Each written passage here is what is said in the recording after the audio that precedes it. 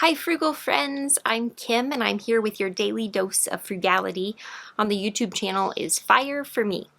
We are reading 365 Ways to Live Cheap, written by Trent Ham. And today we are diving into cheap tactics for groceries and supplies. I'm actually pretty excited about this chapter because I think that there could be some really juicy little nuggets in here. Okay, so tip number one in this section is to don't eat out as often. Eating out on a regular basis can get very expensive. Aside from low-end fast food, there's almost no meal you can eat outside the home that's not far more expensive than a virtually identical dish you can prepare at home. You can usually prepare it much faster and with healthier ingredients. The only way to get good at this and to really reap the cost benefits of eating at home is to do it all the time. Reduce eating out and ordering delivery or takeout to special occasions only, and start busting out the pots and pans more often.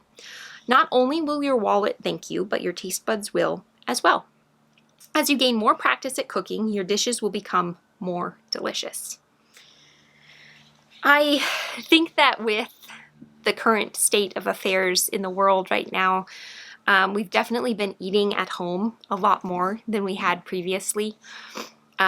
Sometimes it's difficult with me being vegan to go out to a restaurant and find something that I can eat that I find to be delicious and tasty. I really like to go to vegan restaurants, but there aren't any in the county where we live. And so sometimes other restaurants that try and prepare vegan food don't necessarily do it in a way that's really tasty. And if we're going to spend the money and the time and go out, I want to be eating food that I find to be really delicious. So we do often eat at home. I definitely think that we could be a little bit more frugal in how we make meals at home and what we eat at home. But I feel like for the most part, when you do eat at home and you don't eat out as often, you will save some money. I do want to acknowledge that this means you have to put in some work to do that, and some people don't have that time or capacity. I don't think it's realistic to assume that everyone has the time to put into making home-cooked meals. I think quite a few people do, but I don't want to assume that everyone does. So I do recognize that it's a privilege to have the time and the capacity to be able to make delicious home-cooked meals.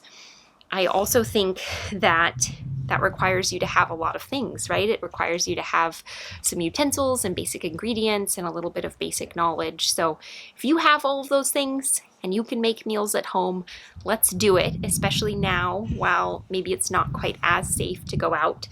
And then I think also this sort of plays into the Frugal Fridays that Jesse and I have been doing with the Art of Frugal Hedonism.